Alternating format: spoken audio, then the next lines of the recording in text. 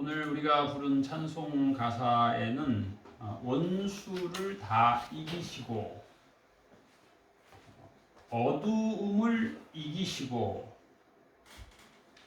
성도와 함께 길이 다스리시네, 그런 가사를 우리가 찬양했습니다. 5월 1일, 저는 물론 항상 해마다 5월을 맞이했지만 오늘 5월 1일이 좀 특별한 기분이 들어요. 작년에도 5월 1일이 있었고 재작년에도 5월 1일이 있었는데 금년에는 5월 1일, 오늘 아침에도 그래서 산에 가서 꽃들을 보고 왔어요. 향기를 맡고 참 5월이 좋은 달이구나, 그런 느낌을 다시 한번 받았고요. 그러면서 생각나는 단어 중에 하나는 영어로 5월을 메이라고 하잖아요. 메이플라워호라고 하는 배 이름이 있어요. 메이플라워. 어떻게 보면 5월은 계절의 여왕이다 그러죠. 5월 참 좋은 달이에요. 여러모로 좋은 달이에요. 5월이 여러분들이 5월, 하나님께서 주신 5월을 참 기쁨으로 맞이하시고 누리시길 축복합니다. 왜 메이플라워호?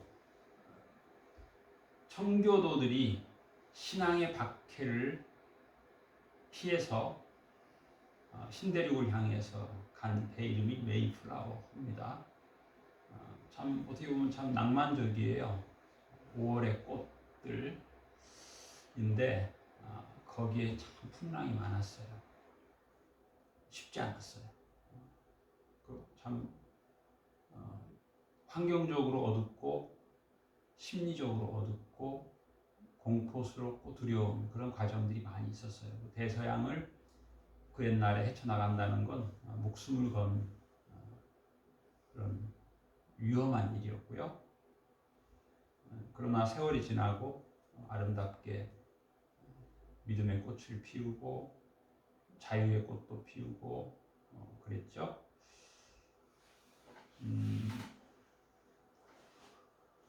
오늘 성경에 보면 요셉이라고 하는 인물이 나오는데, 특별히 창세기 45장은 제가 특별히 좋아하는 성경이죠.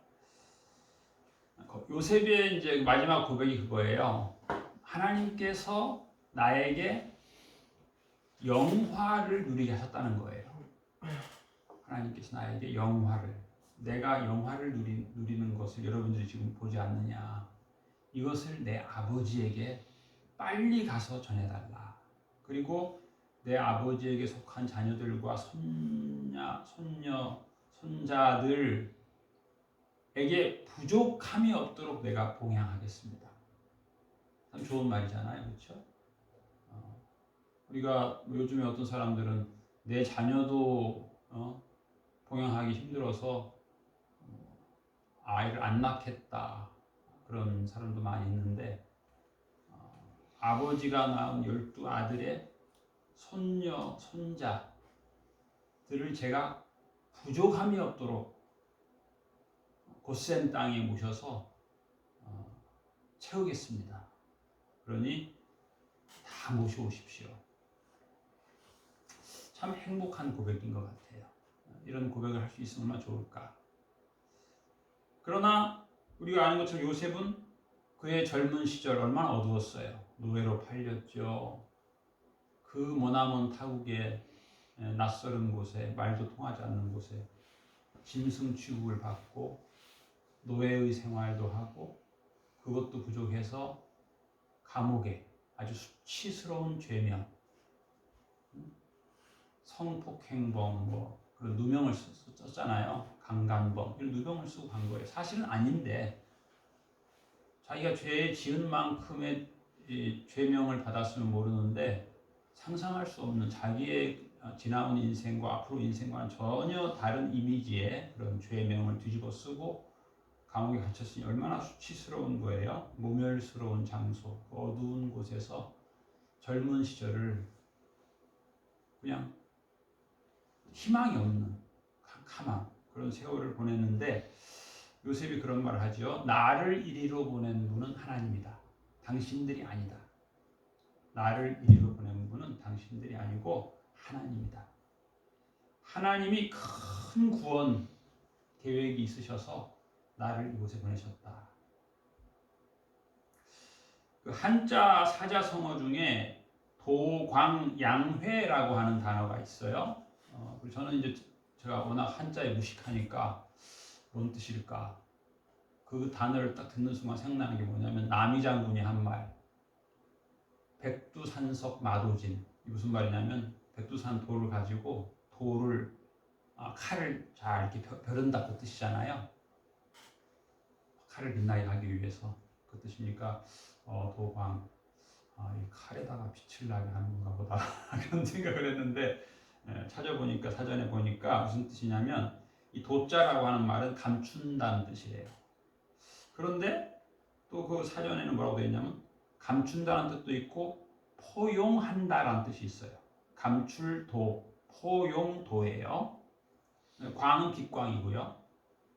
빛을 감춘다, 또 뭐 빛을 포용한다.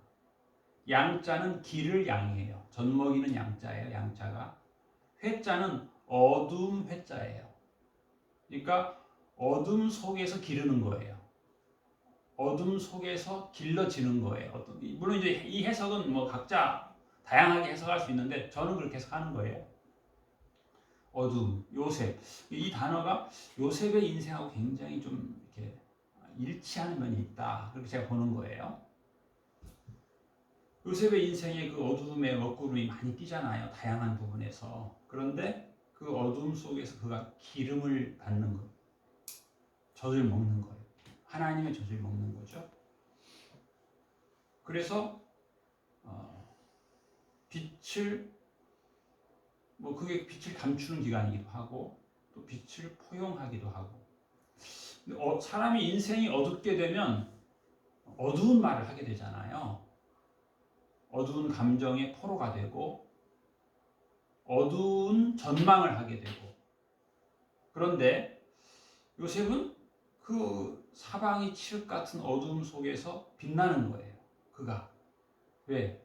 하나님이 그에게 빛을 비추어 주시니까. 또 하나는 그가 빛을 등지지 않고 빛을 그가 충분히 맞는 거예요. 요셉의 인생이 보면.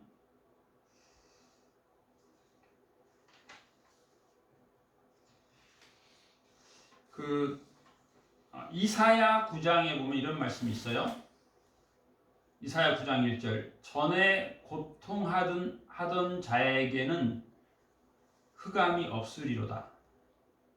옛적에는 여호와께서 스불론 땅과 납달리 땅으로 멸시를 당케 하셨더니 후에는 해변길과 요단 저편 이방의 갈릴리를 영화롭게 하셨느니라. 흑암에 행하던 백성이 큰 빛을 보고 사망의 그늘진 땅에 거하던 자에게 빛이 비추도다. 주께서 이 나라를 창성하게 하시며 주 앞에서 즐거워 하오니. 이런 말씀이 있어요. 어떻게 보면 요셉의 인생하고 조금 비슷한 것 같아요. 옛적에 여호와께서 멸시를 당케 하시는 거예요. 그러면 사람이 이 부정적 감정이 솟을 수밖에 없는데, 그런데 하나님께서 그 목적이 있는 거죠. 영화롭게 하기 위해서. 요셉이 이제 그런 고백하는 거예요. 하나님께서 나를 영화롭게 하셨다. 이 뜻은 제가 지난달에 말씀드렸는데 빛나다는 뜻이 빛나다. 영화롭다. 이 성경 원어에 보면은 빛나다, 영광 비슷한 뜻이에요. 하나님이 빛나게 하신 거예요. 하나님이 그 사람을 빛나게 하는데 어둠의 시간이 있던 거예요. 물론 우리가 찬란한 햇볕이 반짝반짝일 때 칼날을 돌에 갈아서 빛나게 벼르는 것도 의미가 있지만 때로는 그게 조금 과할 때도 있는 것 같아요.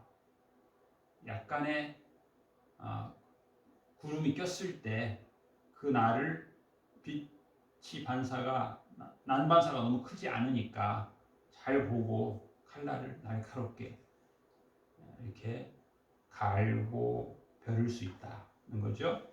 하나님께서 인생들을 섭리하실 때 그냥 사시사철 온실에서 햇빛 찬란하게만 키우지 않고 어둠의 시기도 있고 구름 낀 시기도 있고, 그게 다 칼을 빛나게 잘 갈아서 벼를 수 있는 그런 기회를 하나님께서 주신 것이 아닌가, 그런 생각을 해봤습니다.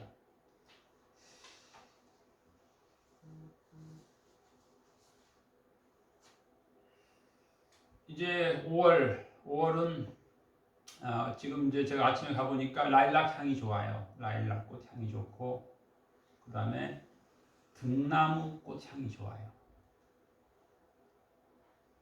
4월에는 벚꽃이 좋았는데 지금은 왕벚꽃이라고 있어요. 그게 이제 지금 꽃잎을 떨어뜨리고 있어요. 이제 꿀벌들이 좋아하는 계절이기도 해요. 이제 꿀벌들이 이제 꽃들 사이를 날아다니는 좋은 계절인데, 그런 말이 있어요. 꿀벌 새끼들이 같이 여러 마리가 태어나는데 그 중에 로얄 제리를 많이 먹은 벌은 여왕벌이 된다, 그런 말이 있더라고요.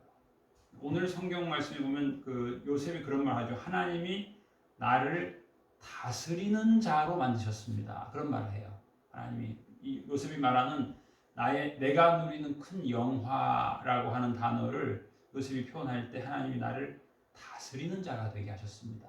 물론 이건 이제 외형적으로 보면 이제 전국의 주로 삼으셨다. 성경에 보면은 이제 바벨론에도 뭐 우리나라는 8도가 있는데 뭐 수십 개의 도가 있고 수백 개의 도가 있는데 그 중에 뭐 으뜸으로 다니엘을 세우시기도 하고 그랬는데, 그런 거죠. 대제국에 수백 개의 전국의 주가 있는데, 미국에는 뭐 50몇 개의 주가 있다고 하잖아요. 그 주를 다스리는 최고의 주로 삼았다. 이건 좀 정치적인 면에서 그런 면도 있고, 또 이제 개인적인 면에서는 자기를 다스리는 기간을 주셨다, 그런 의미도 있는 거예요. 그게 필요하잖아요. 어떤 분이 그 우리나라 그 야구 감독 중에 한 분이 그 올림픽에 가서 야구 1등 한 적이 있어요, 우리나라가. 그게 이제 없던 일이죠. 야구하면 미국인데 미국에는 선수 한 명의 연봉이 뭐 우리나라 선수 수십 명 연봉보다 많다, 그런 말이 있잖아요. 그런데 우리나라가 올림픽 가서 1등을 했단 말이죠. 그러니 뭐 얼마나 기분이 좋겠어요. 우쭐하고. 이거 신문사 감독이 그 감독한테 이제 비결이 뭐냐고 뭐 이렇게 인터뷰를 하는데, 그분이 뭐라고 말했냐면 지도자는 헛된 명성을 다스릴 줄 알아야 되는데 그게 가장 위험한 거다. 헛된 명성. 자기에게 쏟아지는 그 세계 최고의 감독이라는 칭호에 대해서 이건 헛된 명성이다. 이것을 경계해야 된다. 참 훌륭한 지도자인 것 같아요. 인생이 어떻게 보면 뭐 헛된 명성을 추구하기도 하잖아요. 요셉이 하나님께서 주시는 이 은총, 이게 다 하나님의 은혜라는 것이죠. 내가 아니고 하나님. 하나님이 다스리는 은혜를 주셨다는 거예요. 그 중에 하나가 나를 다스리는 은혜죠.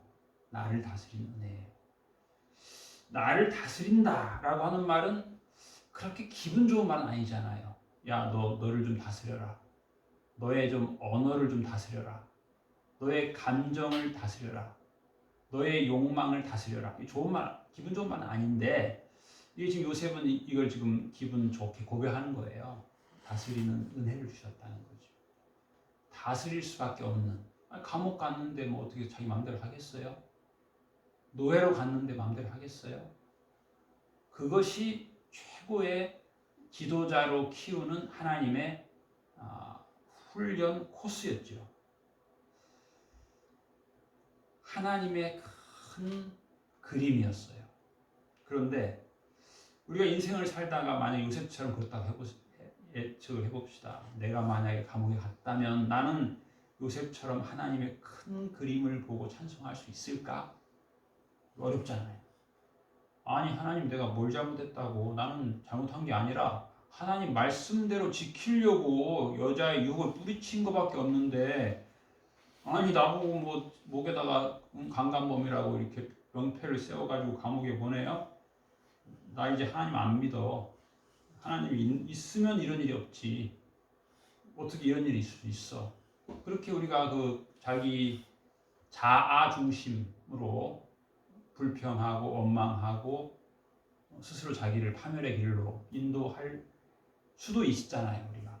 그런데 요셉이 그 자기 자아, 자기 그 육신, 성경에 그런 말씀 많이 나와요. 육신을 따르는 자는 육신의 일을, 영을 따르는 자는 영의 일을 생각하나니. 육신의 생각은 사망이요 영의 생각은 생명과 평안이니라. 육신의 생각은 하나님과 원수가 되나니 이는 하나님의 법에 굴복하지 아니할 뿐 아니라 할 수도 없습니다. 육신에 있는 자들은 하나님을 기쁘시게 할 수 없느니라. 만일 너희 속에 하나님의 영이 거하시면 너희가 육신에 있지 아니하고 영에 있나니 누구든지 그리스도의 영이 없으면 그리스도의 사람이 아니니라. 요셉에게 하나님의 영이 있었던 거죠. 만약에 자기의 영이 강했다면 그 감옥에서 그야말로 자기 스스로 화가 나서 병들어 죽었을 거예요, 일찍. 그런 경우도 많잖아요. 자기의 영이 강하니까 하나님의 영, 하나님의 계획, 하나님의 훈련이 안 보이는 거지. 우리는 그렇잖아요. 우리는 뭐 그 종이 한 장만 가리고 있어도 그 너머가 안 보이거든요. 그런데 하나님 그걸 보시잖아요. 그 이제 우리 그리스도인들이 예수님 말씀 중에 어떤 말씀은 좋다 그렇게 느끼는 말씀도 있고, 어떤 말씀은 이거 부담된다 그런 말씀도 있잖아요. 저 같은 경우에 예수님께서 하신 말씀 중에 나를 따라오려거든 자기를 부인하고 자기 십자가를 지고 나를 따르라. 이 말씀은 좀 부담스러운 말씀이에요, 저한테는. 그렇잖아요. 자기를 부인하고 나를 따르라. 아니 인생이 자기를 위해 사는 건데 자기 욕구, 자기 욕망을 충족시키려고. 그래서 육신의 생각이라고 하는 건 어떻게 보면 배고프는 것도 육신의 생각이라고 볼 수 있어요. 그렇죠? 배고플 때 먹는 거 당연스러운 거죠. 본능이죠. 본성이고. 그런데 그렇게 기본적으로 그것도 있지만 좀 과한 것도 있잖아요. 우리의 욕망이, 우리 육신이, 그 육신이 건강하고 과해가지고 다른 사람을 힘들게도 하고 그렇기도 하거든요.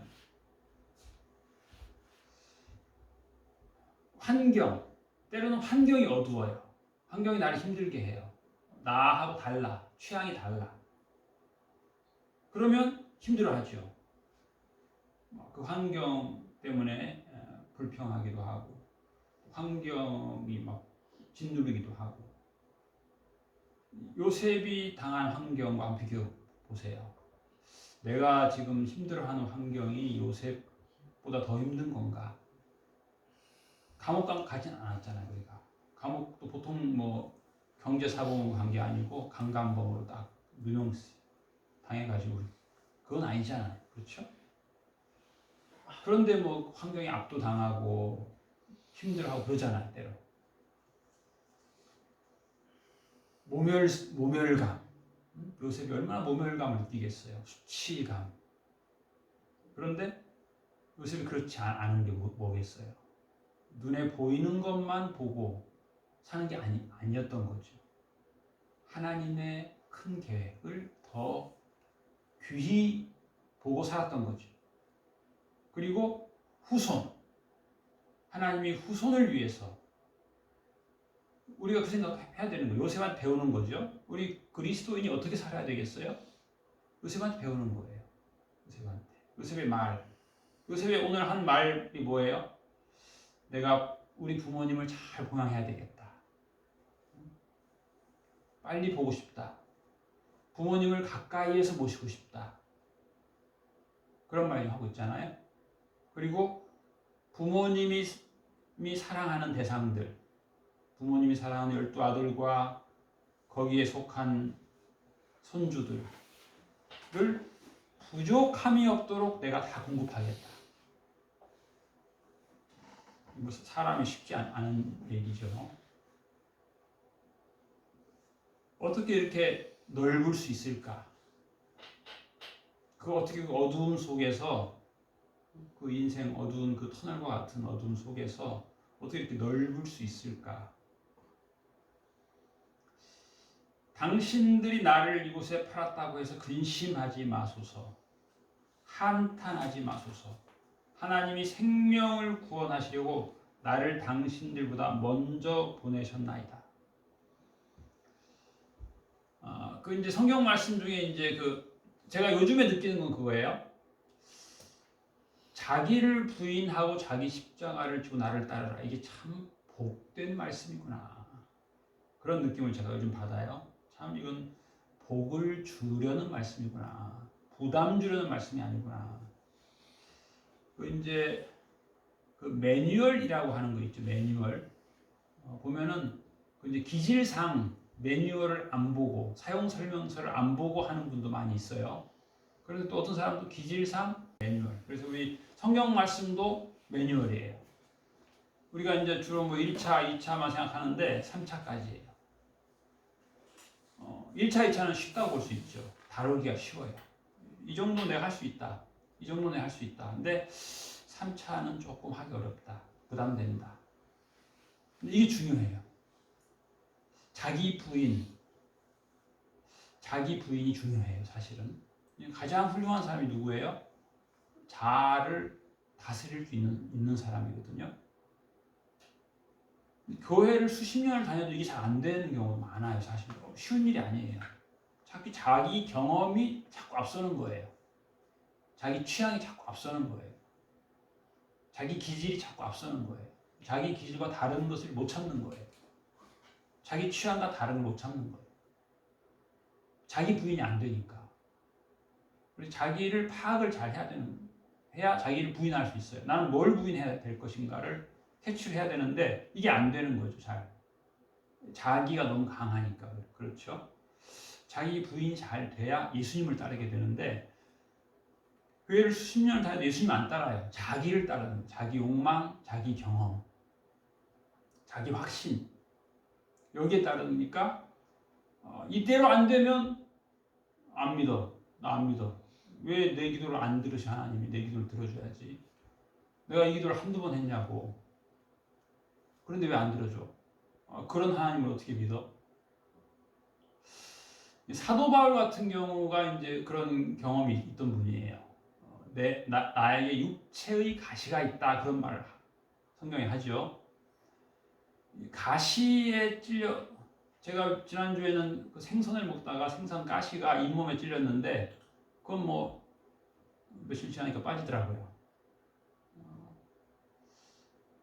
그래서 불편하죠. 근데 이제 어렸을 때는 목에 이제 생선이 가시가 조기 먹다가 걸린 적이 많이 있었어요. 그러면 옛날에는 반찬 먹지 말고 국 먹으면 밥을 한 숟갈 떠가지고 삼켜라 그랬거든요.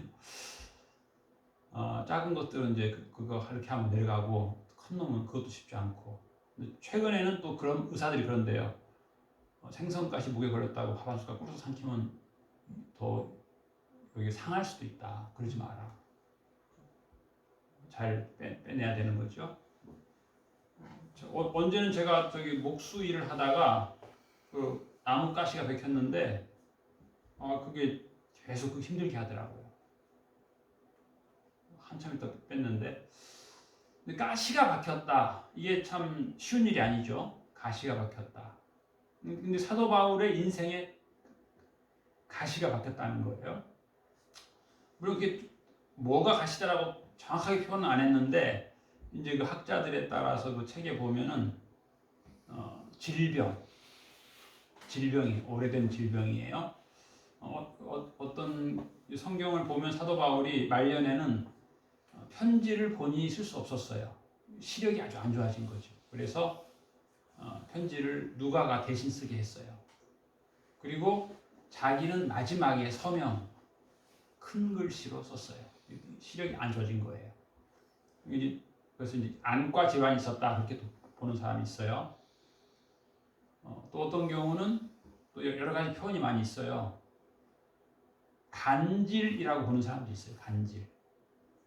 간질을 어떤 교회 장로님이 이제 간질로 고생하셨는데 물어보니까 왜 그렇게 갑자기 막 그러냐 그랬더니 누가 와서 검정 보자기로 씌운다는 거예요. 그러니까 막 힘든 거죠, 그게. 그렇게 할 수밖에 없는. 벗어나려고. 막 씌우니까 벗어나려고. 그런가 하면 또 사람 가시. 사람이 힘들게 해. 어떤 경우는 시어머니가 며느리를 자꾸 힘들게 하는 경우도 있어요. 근데 물론 요즘에도 며느리가 시어머니 힘들게도 하고 사람 가시. 사도 바울에게 있어서는 이게 종합적으로 있었어요, 사실은. 얼마나 힘들었든지 사도 바울이 3번 작정 기도를 했어요. 3번 작정 기도. 하나님, 질병이면 질병. 이거 낫게 해주세요. 도움 안 됩니다. 그래서 이제 학자들이 짐작할 때는 작정 기도죠. 뭐 일주일 금식 기도, 작정 기도. 보통 작정 기도 하면 다 낫거든요. 저 같은 경우는 축농증으로 수술하려다가 작정 기도를 제가 했어요. 새벽 기도 15일. 고등학교 때. 15일째 딱 된 그날 고름이 많이 나오더라고요. 그리고는 깔끔하게 낫더라고요. 작정 기도에 위력이 있어요. 작정 기도.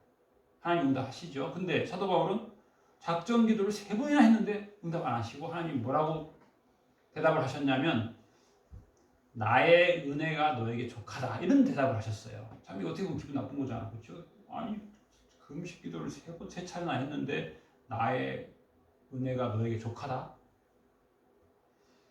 네가 약할 때 강해진다.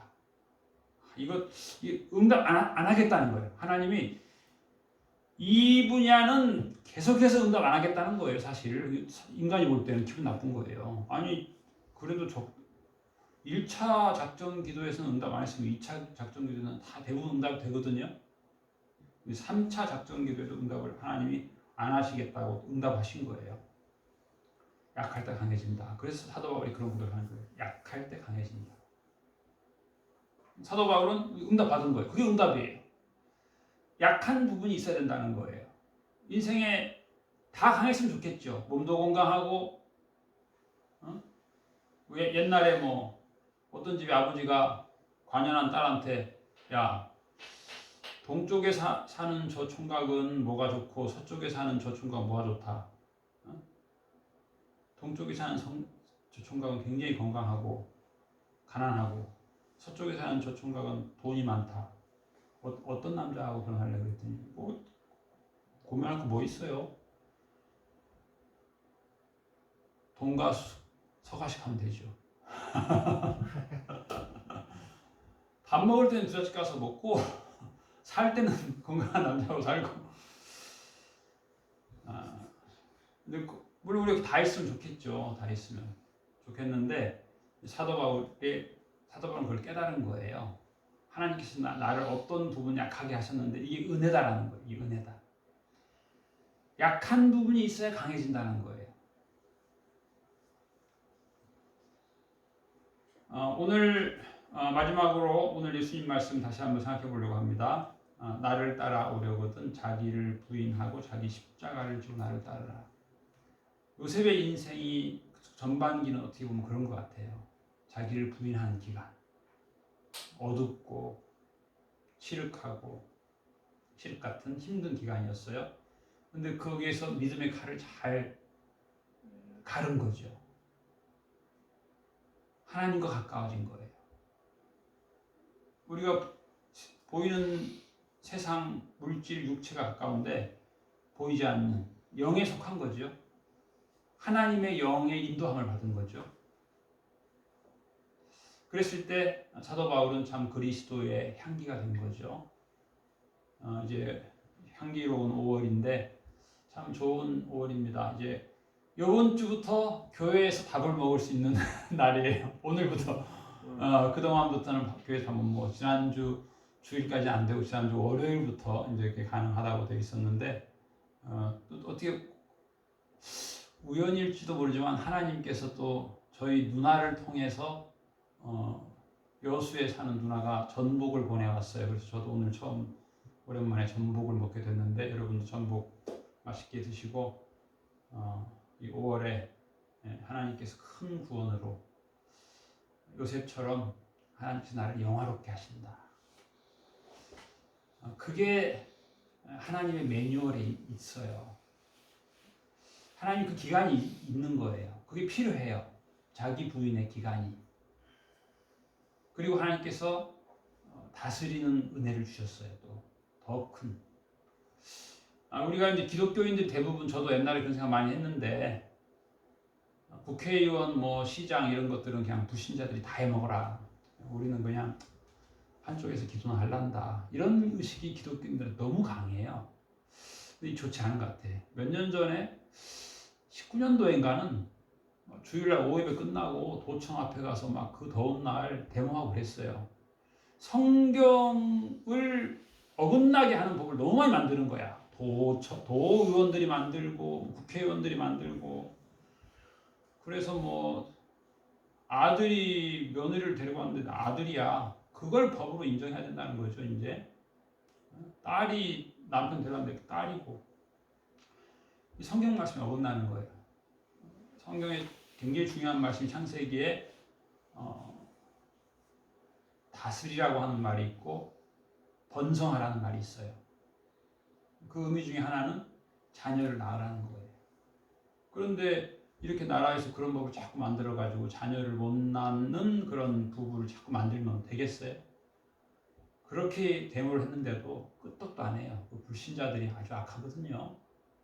그 법을 다 밀어붙이고 그걸 초등학생들한테 교육시킨다고 13조 원 예산을 세우고 그러지 말라고 해도 말도 안 들어요.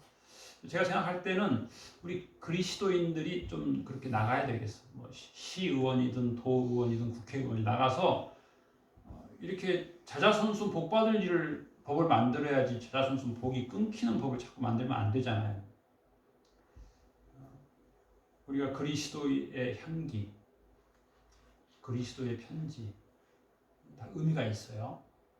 예수님께 드리는 편지도 되고 그리스도의 편지 중에서는 예수님이 또 전해주는 편지도 되고 그런 역할을 좀 더 넓게 했으면 좋겠어요. 좀 더 넓게. 그래서 세상에 그 창세기 1장에 나오는 중요한 말씀 중에 하나는 우리가 역할을 하는 거예요.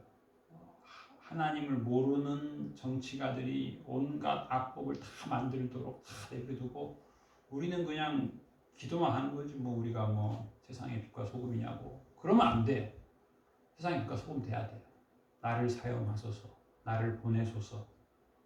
하나님께서 요셉을 이렇게 훈련시키시고 요셉을 이렇게 멋있는 사람으로 이렇게 넓은 사람으로 그 많은 사람들을 복되게 하고 7년의 흉년을